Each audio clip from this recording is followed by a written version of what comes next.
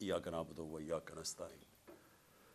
मेरे पाकिस्तानियों, आज मैं आपसे एक मौजू के ऊपर जिस मुसलसल मैं बात कर रहा हूँ, मैं बात तो उसी पे करना चाहता हूँ, लेकिन मैं आज एक अपना लाएअमल देने लगा हूँ कि हमने अब इस मुल्क में ये जो जुल्म और नाइंसाफ़ियाँ हो रही हैं, इसके ऊपर अब हमने कौन सी पॉलिटिकल एक्टिविटी शुरू करनी है। और वो मैं मेरी जो पॉलिटिकल पार्टी है, मेरे जो कारकुन हैं, उनको और मैं पाकिस्तानी अवाम से मुखातिब होना चाहता, क्योंकि मुझे आहिस्ता आहिस्ता अब ये यकीन हो गया कि इसके बावजूद कि हमारा मुल्क का आइन बड़े वाज़े तरीके से कहता है कि इलेक्शन 90 दिन में होनी है, यानी जब हमने अपनी असम्बलियाँ पंजाब की और पख्तूनख्वा की, जब हमने अपनी असम्बलियाँ डिज़ोल्व की,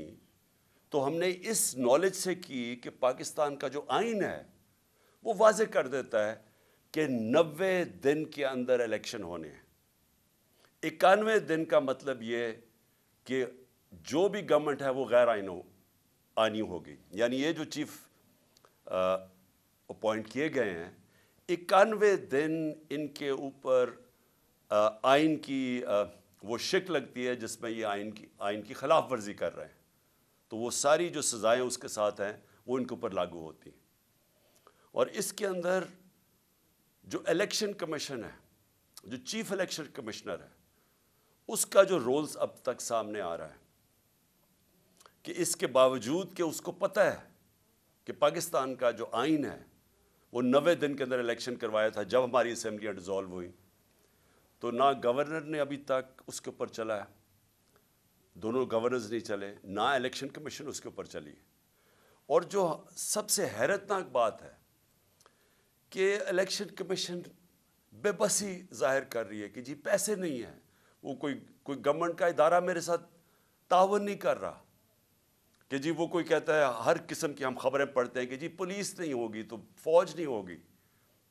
तो मेरे पाकिस्तानियों, ये समझ जाएं कि जिस दिन पाकिस्तान के आइन के ऊपर कोई अमल नहीं होता और पाकिस्तान की जुडिशरी अमल नहीं करवा सकती, यानी जुडिशरी फैसला करती है कि ये होना चाहिए आइन, और ये आइन, क्योंकि जुडिशरी तो आइन की इंटरप्रिटेशन करती है, तो वो जब एक चीज़ सामने रखती है कि ये वाज़े आइन में, और उसके बाद कोई भी हुकूमती, कोई भी इदारा, डिपार्टमेंट ये कहे कि हम जी इसमें तावन नहीं कर सकते, उसके बाद मुल्क का कानून ख़त्म हो गया। उसका मतलब ये कि जब आपके मुल्क के आइन के ऊपर पाकिस्तान की अदलिया अमल ही नहीं करवा सकती, तो ये समझ जाएं कि इससे बड़ी बर्बादी एक मुल्क की नहीं हो सकती। जंगे हार के मुल्क बच जाते हैं, फिर से खड़े हो जाते हैं। एटम बॉम्ब, 2 एटम बॉम्ब के बाद एक मुल्क 10 सालों में खुशहाल हो गया। बॉम्ब, जंगे, ज़लज़ले ये तबाह नहीं करते मुल्क को। मुल्क तबाह होता है जब उस मुल्क का इंसाफ ख़त्म हो जाता है, जब उस मुल्क में रूल ऑफ लॉ ख़त्म हो जाता है, जब उस मुल्क के जो बनाया हुआ आइन है उसके ऊपर अमल ख़त्म हो जाता है, और जब जजेस अपनी जजमेंट से एक मुल्क के ऊपर इम्पोज नहीं कर सकते। तो हम आज उधर खड़े हो गए हैं, हम आज उधर खड़े हैं कि हम तमाशा देख रहे हैं। मैं पॉलिटिकल पार्टी का हेड हूँ, हम इंतज़ार कर रहे हैं कि कब 90 दिन के इलेक्शन का कब शेड्यूल आएगा। हमने, फिर से मैं कहता हूँ कि मैं कोई पागल तो नहीं था कि मैं अपनी 2 गवर्नमेंट्स गिरा दूँ, डिज़ोल्व कर दूँ। हमने तो आइन को सामने रखते हुए डिज़ोल्व किया। पहले हम इनको कोशिश करते रहे, इनको कहते, ये जो इम्पोर्टेड हुकूमत आई है, इनको बार बार कहते रहे कि देखें, ये मुल्क आप नहीं चला सकते, आपके पास पब्लिक मैंडेट नहीं है। इलेक्शन से जो आता है उसके पास मैंडेट होता है, जो ऑक्शन से आता है, यानी जो लोगों के ज़मीरों की कीमत लगा के करोड़ों रुपए हराम का पैसा खर्च करके लोगों को ख़रीद के गवर्नमेंट कराता है, उसके पास पब्लिक मैंडेट नहीं होता। वो इस मुल्क को कभी भी नहीं संभाल सकता था। जिधर मुश्किल फ़ैसले करने पड़े, ये कहते नहीं जी हमने बड़े मुश्किल फ़ैसले किए, इन्होंने क्या मुश्किल फ़ैसला किया, कीमतें बढ़ा दी, یہ کوئی مشکل فیصلہ ہے کہ آپ آ کے ہر بجلی کی، گیس کی، سب کی، اور یہ جو قیمتیں بڑھاتے جا رہے ہیں کہ جی ہمیں آئی ایم ایف نے کہا. ہم بھی آئی ایم ایف کے نیچے تھے، ہم 2.5 سال آئی ایم ایف کے نیچے تھے، ہمیں بھی کہا جا رہا تھا قیمتیں بڑھائیں. ہم نے اپنے ملک کی دولت بڑھائی، ہم نے ویلتھ کریشن کی، ہم نے وہ اپنے ملک میں زیادہ ڈالرز، تاریخ میں سب سے زیادہ ڈالرز لے کے آئے. ہم نے پوری کوشش کی کہ ہمارے ملک کی جب دولت بڑھے گی تو ہم قرضے واپس کریں گے. انہوں نے آ کے آئی ایم ایف کے کندھے پہ بندوق چلائی، ساری چیزیں مہنگی کر دی کہ جی آئی ایم ایف کہہ رہا ہے ہمیں، اور لوگوں کی کمر توڑ دی. اور جو آمدنی تھی جس سے ہم نے قرضے واپس کرنے تھے وہ سکڑ گئے. نہ ہماری ایکسپورٹس بھی نیچے آ گئی، ریمیٹنس بھی نیچے آ گئی. اب ٹیکس کلیکشن نیچے آئی کیونکہ انڈسٹری بند ہو رہی ہے. جو ہماری پیداوار تھی، جو کسانوں کا حال ہے، وہ اب کسانوں کی پیداوار جب نیچے آئے گی تو ہم نے قرضے واپس کیسے کرنے ہیں؟ حل یہ تو نہیں ہے کہ اور مزید اور قرضے لیتے جاؤ، حل تو یہ ہے کہ ملک کی دولت میں اضافہ کریں تاکہ ہم قرضے واپس کریں. تو ان کے لیے جو مشکل اب ہے گورنمنٹ کے لیے، وہ ایک ہی تھی کہ کسی طرح یہ ملک میں ری اسٹرکچرنگ کروا دیتے. جو کرائسس آتا ہے اس کے اندر ہم ملک کے اندر اصلاحات کر دیتے، ہم اپنی آمدنی بڑھانے کے وہ سارا جو گورننس سسٹم ہے وہ چینج کر دیتے. وہ یہ اب کر نہیں سکتے کیونکہ ان کے پاس مینڈیٹ بھی نہیں ہے، نہ ان کے پاس صلاحیت ہے.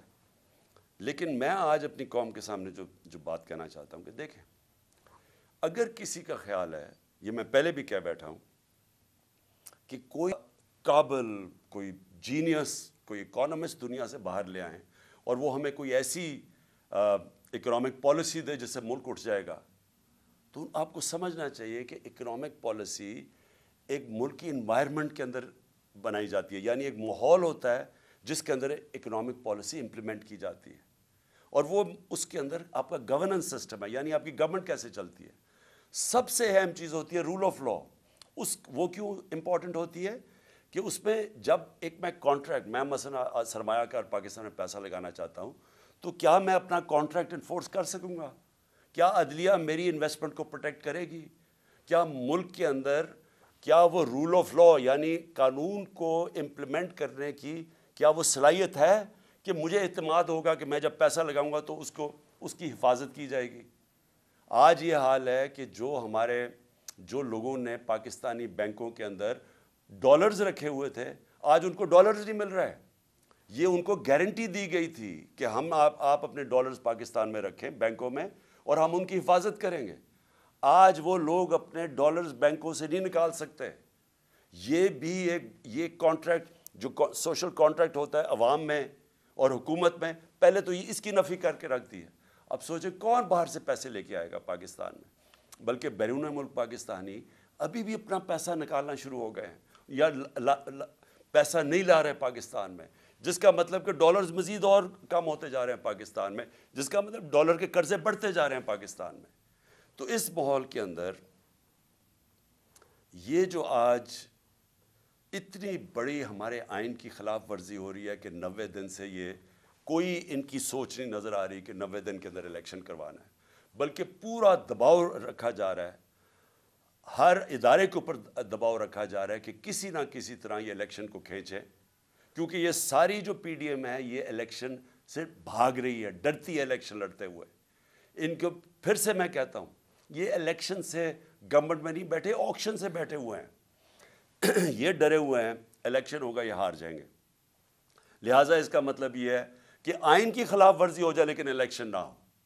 اور یا پھر یہ کوشش کر رہے ہیں جو میں نے بات شروع کی تھی کہ میں پارٹی کا ہیڈ ہوں، ہمیں ابھی تیاری ہونی چاہیے تھی الیکشن کیمپین کی، مجھے ابھی ٹکٹس فائنلائز کرنے چاہیے تھے لوگوں کے تاکہ وہ ہمارے سارے جو کینڈیڈیٹس اپنے حلقوں میں نکلیں، لیکن ابھی تک ہمیں ڈیٹ ہی نہیں مل رہی. اور یہ کدھر تک جائیں گے؟ کیا ان کا وہ خیال ہے جو انہوں نے کراچی میں کیا تھا کہ ڈیلے کرتے کرتے، ڈیٹس چینج کرتے کرتے آخر میں اتنا تھوڑا ٹائم دیا الیکشن سے پہلے کو کوئی کیمپین ہی نہیں کر سکا، کیونکہ یہ چاہتے تھے کہ ٹرن آؤٹ کم ہو. اگر لوگ کم نکلیں گے ووٹ ڈالنے کے لیے تو یہ سمجھتے ہیں کہ انہوں نے دھاندلی کر کے یہ الیکشن جیت سکتے ہیں. جو کراچی میں پیپلز پارٹی کا کراچی میں ووٹ بینک ہے ہی نہیں، کوئی پول سروے کر لیں، لیکن وہ الیکشن میں بڑا کارنامے دکھاتی ہے. وہ کیوں کرتی ہے؟ کیونکہ لوگ نکلتے نہیں اور دھاندلی کا موقع مل گیا. ہماری جو تحریک انصاف کی کوشش، جو ہم 16 جولائی کا الیکشن جیتے، اس کے بعد جو ہم اکتوبر کے اندر نیشنل اسمبلی کے الیکشن جیتے، جو ہم 16 جولائی کو پروونشل اسمبلی کے پنجاب میں الیکشن جیتے، ہم کیسے جیتے؟ کیونکہ بڑا زبردست ٹرن آؤٹ ہوا. پبلک، وہ کبھی بائی الیکشن میں تھی، پبلک نکلی نہیں، اس لیے ہم جیت گئے. اور دھاندلی کے باوجود ہم جیتے. سب ایک ہی پیج پہ کھڑے تھے، ساری پارٹیز ایک طرف تھیں، ان کو پوری اسٹیبلشمنٹ کی بیکنگ تھی، الیکشن کمیشن کے ساتھ ہی. کیونکہ پبلک باہر نکلے، ہم جیت گئے.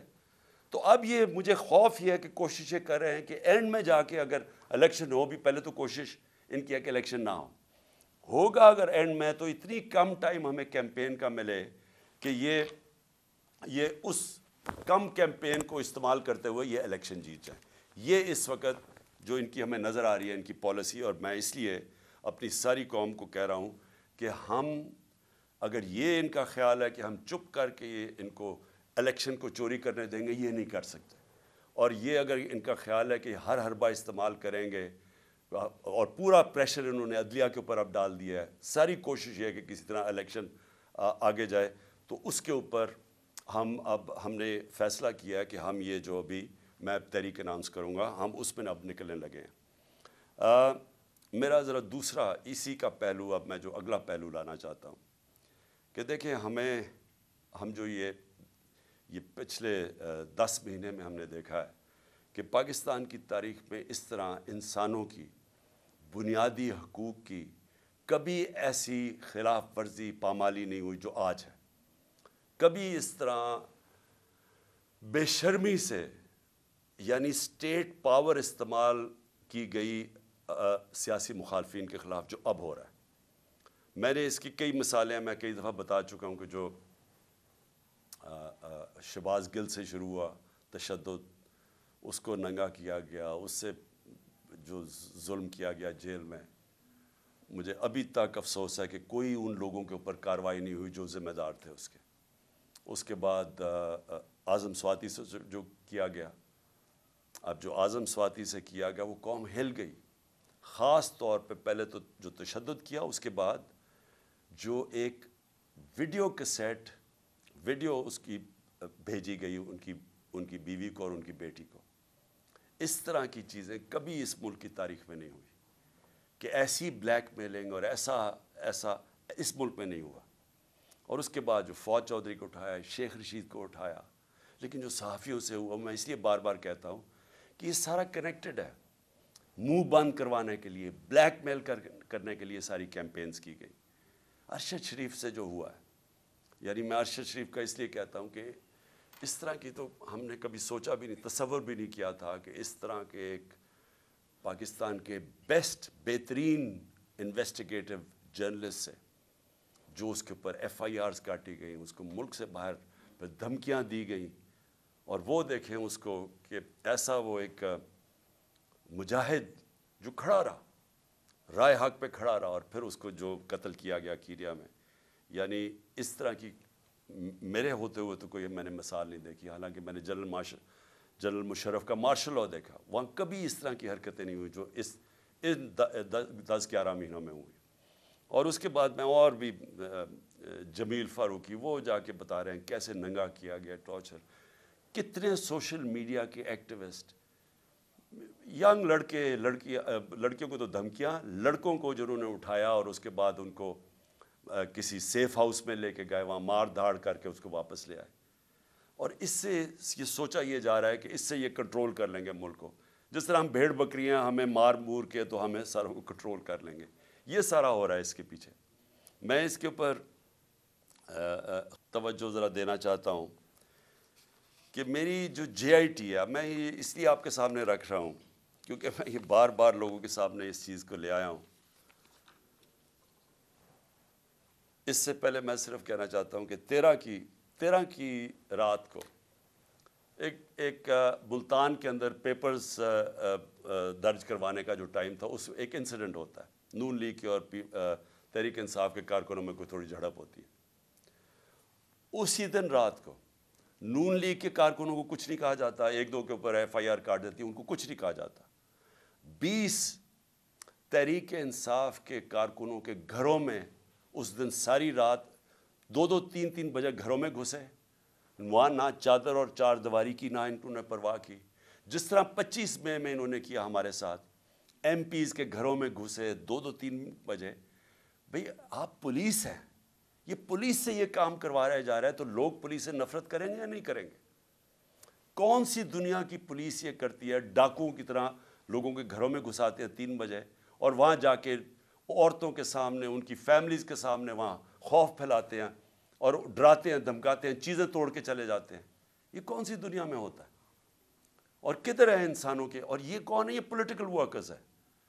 انہوں نے کون سا جرم کیا ہے کہ یہ جو 25 میں کون سا جرم کیا تھا کہ جو انہوں نے جس طرح کا ظلم کیا؟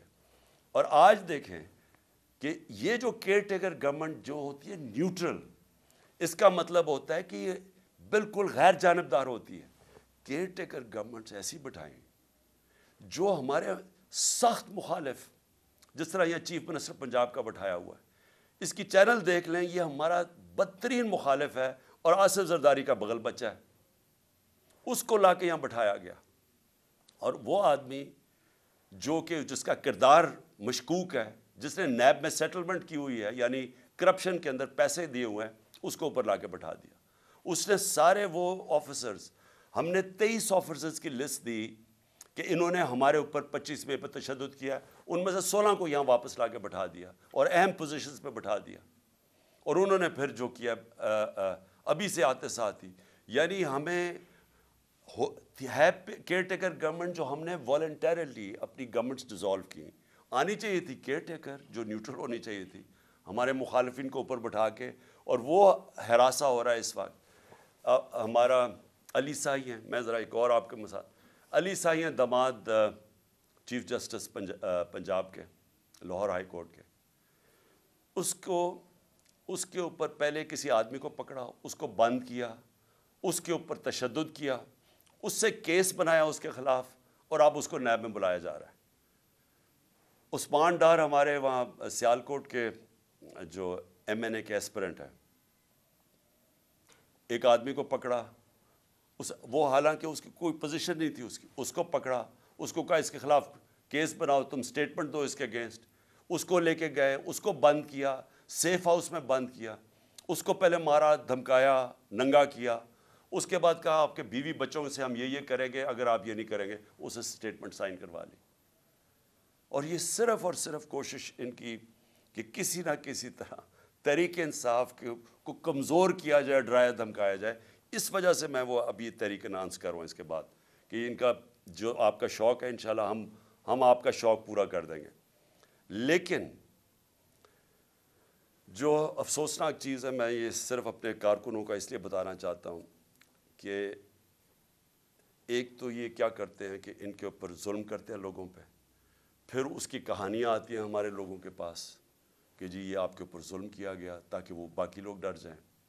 ہمارے ایک ایم پی ہیں پنجاب کے, اس کو انہوں نے بلا لیا, ڈرایا دھمکایا, پھر اس کو اعظم سواتی کی انہوں نے وہ ویڈیو دکھائی جدھر اعظم سواتی کے اوپر تشدد ہو رہا ہے, اس کو دکھایا گیا کہ یہ تمہارے سے بھی ہوگا.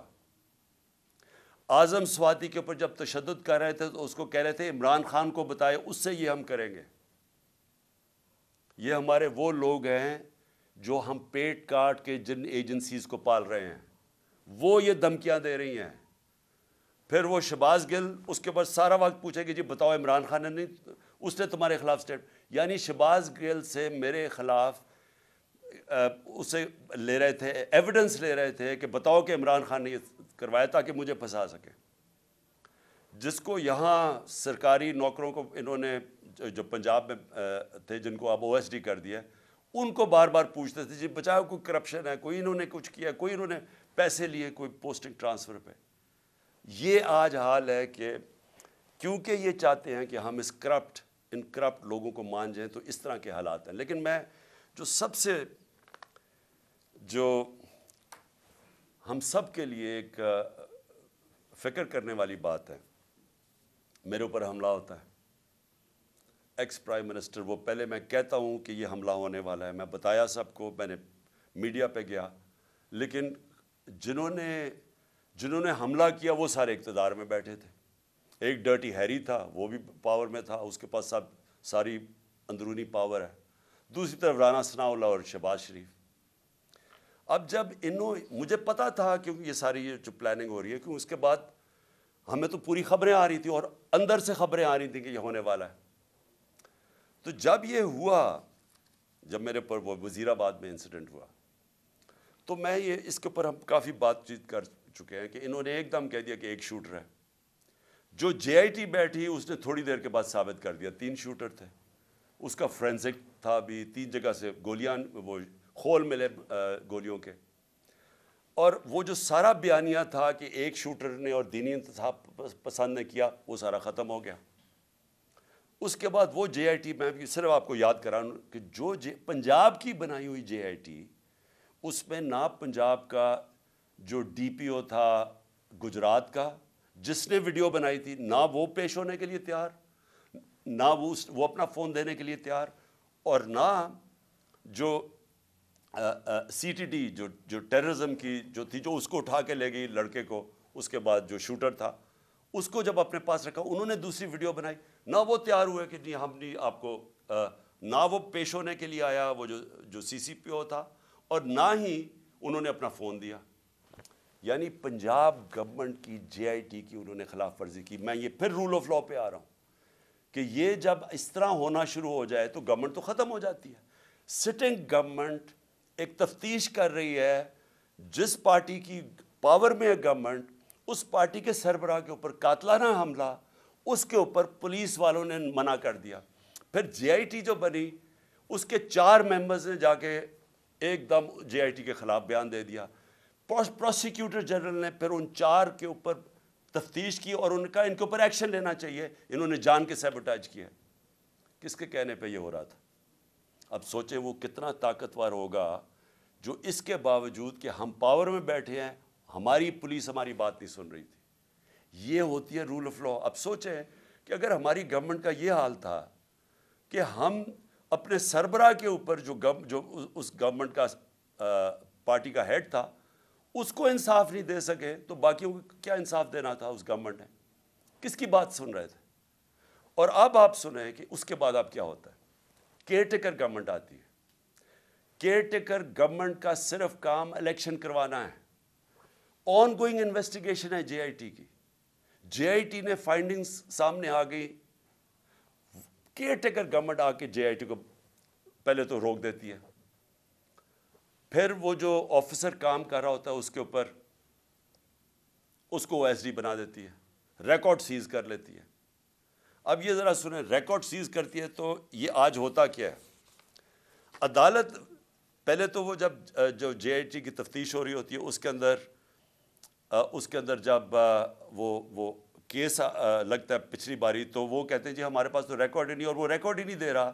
اینٹی کرپشن کے نیچے جو اپنا آدمی اینٹی کرپشن کے اوپر یہ لے کے آتے ہیں، اپنے کا مطلب شہباز شریف کا آدمی، وہ ہمیں ریکارڈ ہی نہیں دیتا.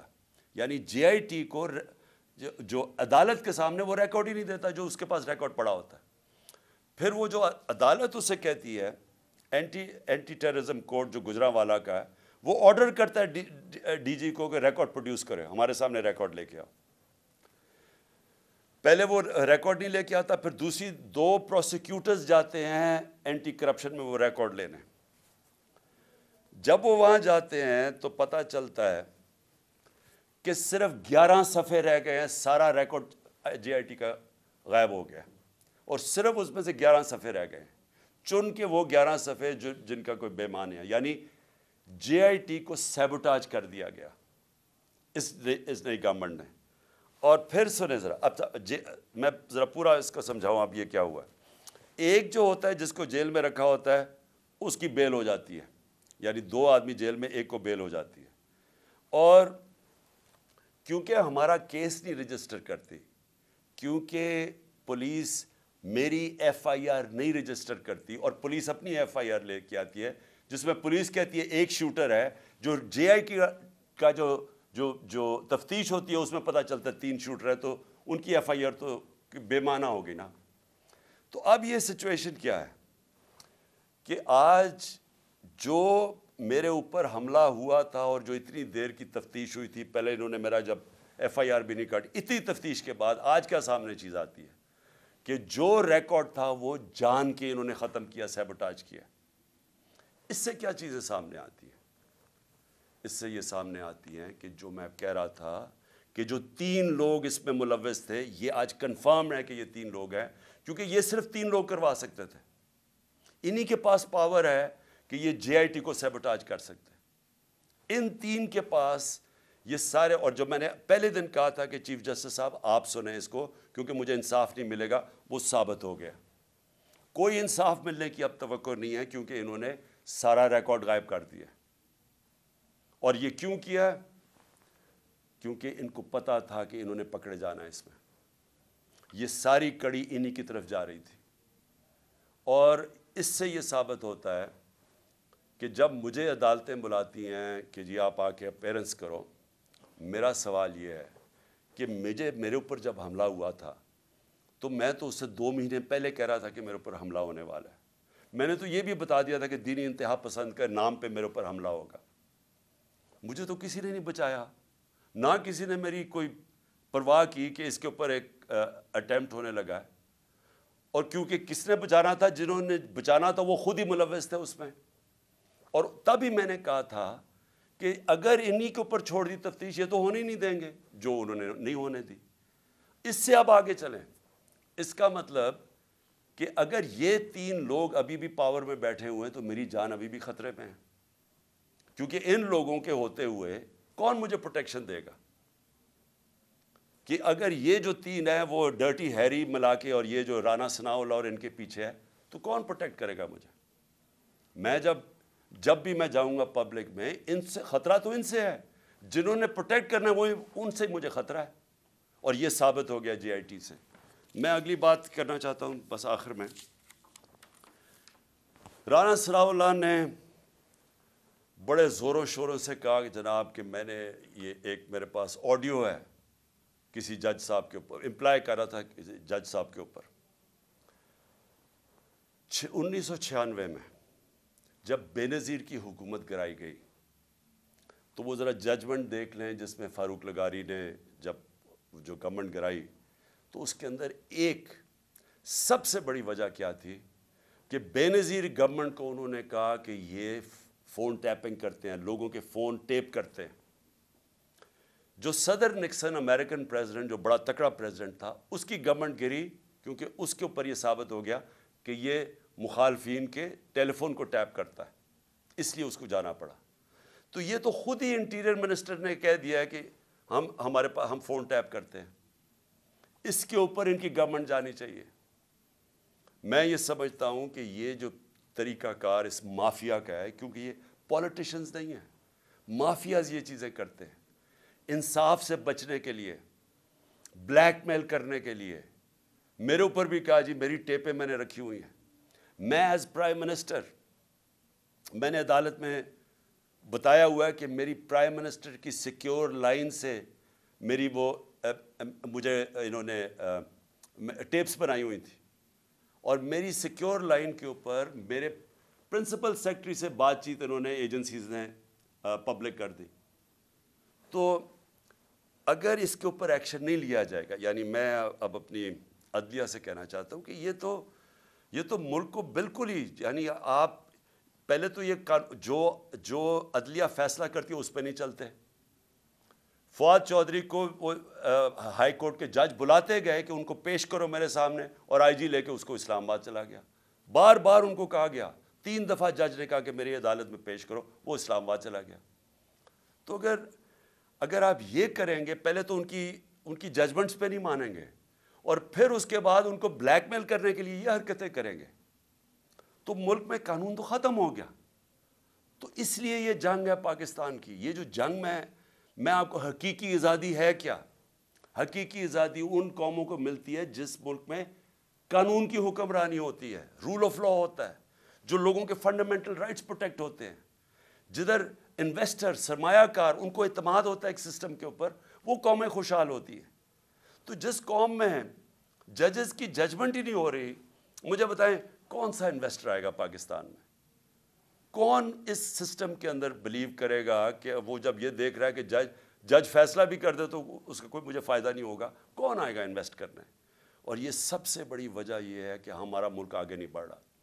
یہ جو آپ دیکھ رہے ہیں نا موجودہ حالات، یہ حالات تو ایک بیماری کے سمٹمز ہیں.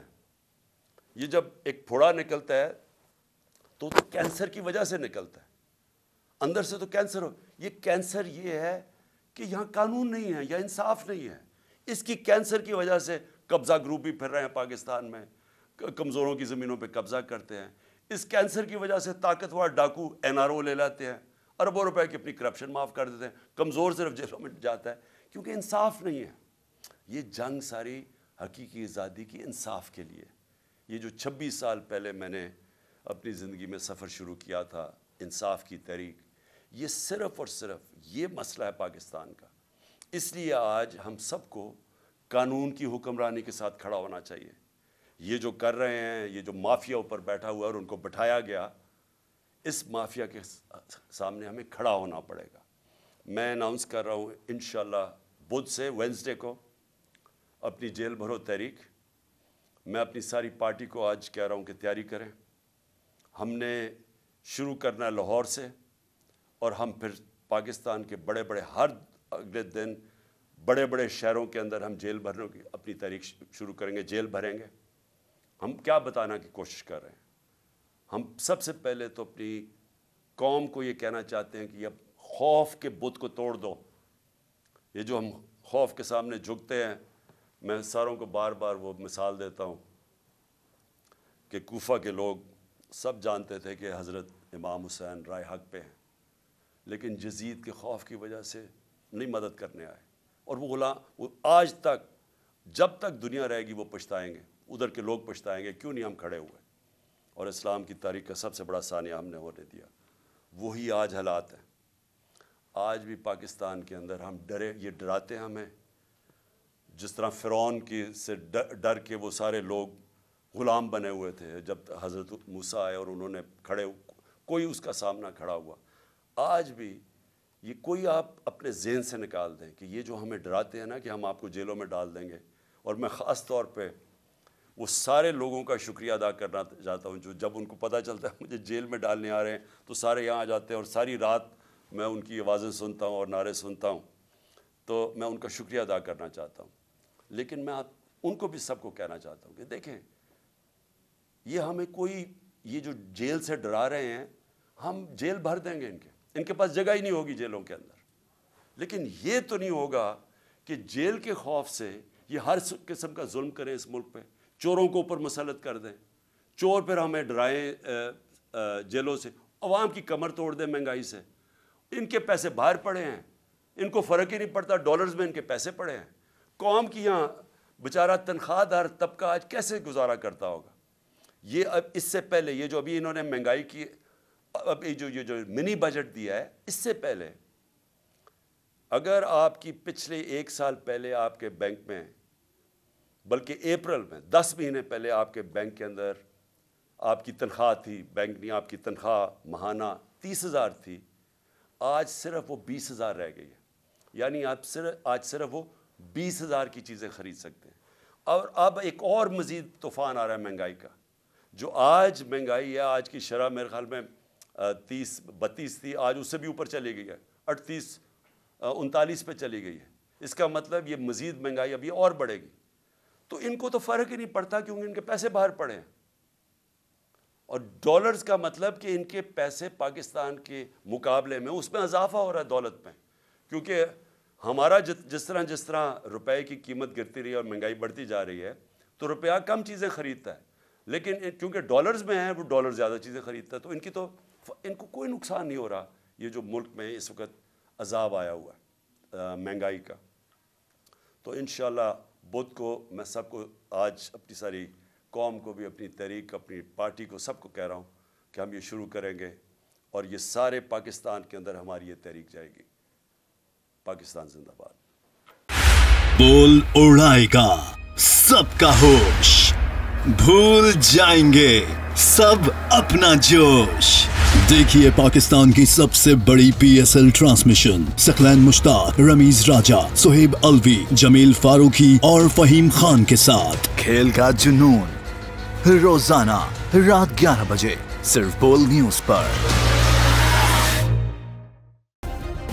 सब्सक्राइब करें और बेल दबाएं ताकि कोई खबर रह न जाए।